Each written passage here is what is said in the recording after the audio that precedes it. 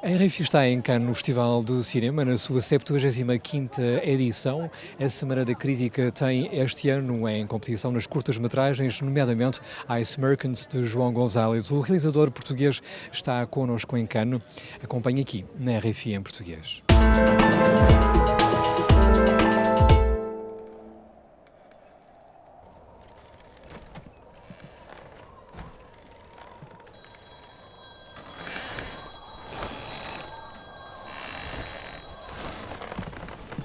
Boa tarde, João Gonzalez. É um prazer acolhê-lo aqui no Festival de Cinema de Cannes. Você tem cá então uma curta-metragem em competição na Semana da Crítica, Ice Merchants. Que filme é este? Olá, antes de mais, muito obrigado pelo convite. É uma honra estar aqui, obviamente. Com muito gosto. Ice Merchants é um filme que nasceu do meu projeto de final de mestrado na Royal College of Art e que eu depois prolonguei nos próximos 2 anos, sensivelmente. E acabei posteriormente. E nós tivemos muita sorte porque foi um filme que foi apoiado pelo ICA, conseguimos um financiamento para... Instituto Português do Cinema e Audiovisual. Exatamente. E conseguimos reunir uma equipa fabulosa. Eu, honestamente, eu não podia ter pedido melhor e que se esforçou imenso para dar vida a este filme. Mas é uma produção que já, se juntarmos tudo, embora tenham havido pausas no meio da produção, foram 2 anos de processo, com algumas pausas. É um sentido estético bastante requintado, não é uma obra muito sui generis, que não deixa de evocar grandes mitos do cinema de animação, por exemplo, do Japão. Em que medida é que você era ou não sensível a grandes vultos desse tipo de animação?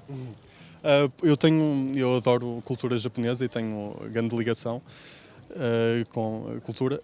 No entanto, em termos estéticos, não diria que este filme foi diretamente inspirado em arte japonesa, embora nós inconscientemente vamos sempre buscar inspiração às coisas que gostamos. A inspiração deste filme, à semelhança dos meus últimos 2 filmes, nasceu de uma imagem que me veio à cabeça. Normalmente costuma acontecer antes de adormecer, ou durante sonhos, ou às vezes mesmo durante o dia. E depois o que eu faço é passo às vezes 1 mês, 2 meses a explorar esse local através de desenhos, através de escrita. E quando sinto que já tenho esse espaço estabelecido, num ponto em que para mim é quase físico, existe, sirvo-me dele para me inspirar depois para a narrativa do filme em si. Mas é durante esses 2 meses que eu estou a acertar a estética, em termos de ilustração e tudo, e pronto, quando já tenho a estética criada, isso ajuda-me depois a criar a narrativa para o filme em si. Mas não te consigo dizer nenhuma referência direta que te possa enumerar para o filme. Mas a música tem um papel preponderante, mais que não seja porque você também toca música, você também é instrumentista. Como é que foi precisamente então a opção musical relativamente a Ice Merchants? Certo. Pronto, a música também entra de certa forma na fase pré-produção do filme.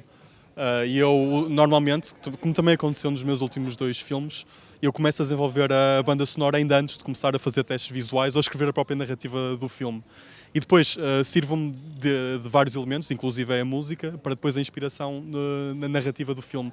E é quase como um ping-pong. Eu estou a compor alguma coisa que condiz com o cenário que eu criei, e depois a banda sonora estou a improvisar alguma coisa e dá-me uma ideia para algo que pode acontecer na narrativa, ou para algo visual, e começo a desenhar. E depois algo visual que estou a desenhar inspira também a banda sonora, e vão as 2 áreas paralelas ao longo da produção do filme. Temos que falar um bocadinho do filme mais diretamente. É uma casa encavalitada, rigorosamente, num precipício, onde mora um pai e um filho que vendem gelo na aldeia, para onde se deslocam de paraquedas, não é? Pode parecer o meu resumo, não sei se resume fielmente ou não a história, mas é isso que vemos.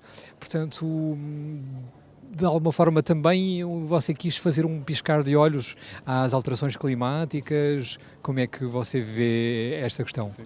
É engraçado que tenhas dito isso da sinopse do filme, porque realmente quando eu tento explicar o que é que o filme é sobre, sem o suporte visual, fica assim uma coisa estranha. O que é que estás para aí a fazer? Mas é das coisas que eu gosto mais da animação, é essa liberdade de podermos criar, não é? O cenário, a realidade onde os filmes vão passar de raiz. E acho que a animação tem essa capacidade de passar além de essa barreira de... Por exemplo, se este filme fosse feito com imagem real, se calhar era muito mais difícil de digerir. As pessoas iam, ok, isto é estranho. quando estamos a ver um filme de imagem real, nós conscientemente já estamos a compará-lo à nossa realidade.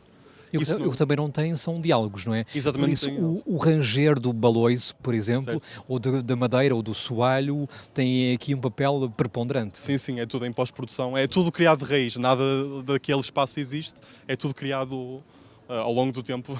Para chegarmos a Ice Merchants, ou temos que falar de Nestor e de Voyager, os projetos anteriores, premiados, por sinal, não é? Você foi bolseiro da Gulbenkian e foi então para o Reino Unido, já fez referência a esse seu percurso. Será que nos pode dizer, efetivamente, também, muito resumidamente, o que é que pretendeu com Nestor e depois com The Voyager? Pronto, como tinha dito, ambos estes filmes também foram inspirados em imagens que me vêm à cabeça, normalmente em cenários que eu desenvolvo. No entanto, eu, de certa forma, posso dizer que estes dois filmes são um bocado mais pessoais, porque abordam temas psicológicos que me são pessoais a mim. O primeiro filme, o The Voyager, abordava a agorafobia. De um pianista, não é? Sim, de pianista, exatamente. Que não se atreve a sair, exatamente. Olha para os arranha-céus, fica petrificado. Exato. E o Nestor fala do síndrome obsessivo-compulsivo, que é algo que eu também é próximo. Portanto, este filme, de certa forma, foi um passo à frente. É uma história pessoal que me toca, obviamente, mas tive quase de me pôr no papel de um pai, que é algo que eu não sou. E pronto, o filme fala de rituais, fala de solidão, mas fala de rotina entre família e estuda essa rotina metaforicamente como base de relacionamento entre seres humanos. E é algo que, pronto, eu tenho sensibilidade e sei, ainda sou relativamente novo, mas tive essa dificuldade de me pôr num papel que não me é tão próximo como nos outros dois filmes que fiz até agora. Mas como é que você chega a Cannes em 2022? Isto começou, se calhar, com grandes dotes para o desenho desde pequenino. Sim? Eu sempre tive mais ligação à música e a artes visuais, mas até ao secundário não tinha sequer equacionado a hipótese de ir para artes. Inclusivamente, eu estudei ciências no secundário e tem piada porque eu fui parar a artes. Posso dizer indiretamente quase porque não consegui passar no exame de matemática que me ia pôr em engenharia informática, que era a minha primeira opção. Mas ainda bem, foi um mal que veio por bem, porque, portanto, foi a minha segunda opção, que era na altura a licenciatura em multimédia na ESMAD, que oferece cadeiras nas mais diversas áreas da arte, artes visuais. Uma delas era a animação e foi aí que ganhei bastante interesse. Outra vez voltei a desenhar, peguei outra vez na música. Eu toco piano desde os 4 ou 5 anos, mas parei também por volta dos 13 anos, porque não estava para aí virado, pronto. E foi só no ensino superior, no segundo ano, em que comecei a ganhar realmente outra vez amor pela arte, pela música. E no terceiro ano fiz o The Voyager. O The Voyager é o meu filme de licenciatura. E então, como é que é em relação aos demais filmes, em relação à competição? Imagino que tenha tido curiosidade de ver quais são os filmes que vão estar a competir também com o seu. Como é que descreveria, porventura, os filmes que estão então aqui em cartaz na Semana da Crítica em relação às curtas-metragens? Há coisas que o seduzem? Sim, sem dúvida. Há outra animação que também estou muito curioso para ver, porque Cannes, em geral, é um festival que normalmente não costuma ter muita animação. Não é Annecy. Sim, exatamente. Um festival de animação em França. Portanto, para nós foi uma surpresa enorme. E para além disso, eu já li as sinopses de vários filmes, mas ainda não os vi. Acho que as exibições começam no dia 23, o meu filme é passado na segunda sessão, que é no dia 24, e vou às duas sessões e eu vou tirar aí a minha opinião. Está entusiasmado por estar em Cannes? Claro, obviamente é uma surpresa enorme e é uma honra enorme levar um bocado de cinema portuguesa aqui.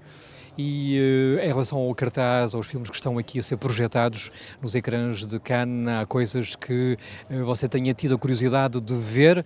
Está a acompanhar? Está a conseguir ver alguns filmes? Sim, estou a conseguir. Até agora tive muita sorte, consegui entrar em quase todos os filmes no Lumière, da secção de longas-metragens que queria ver. Estou muito entusiasmado para ver o Cronenberg. Estou muito entusiasmado para ver o filme novo do Ruben Östlund, amanhã também. E tenho uma série de filmes que quero ver, mas lá está, deve estar a par do problema com a bilheteria online, que dá a dar alguns problemas. Até agora tive muita sorte, mas vamos ver o que é que consigo ver daqui para a frente. João Gonzalez, muito obrigado pelo privilégio de o acolher aqui, então um bom festival para si. Muito obrigado,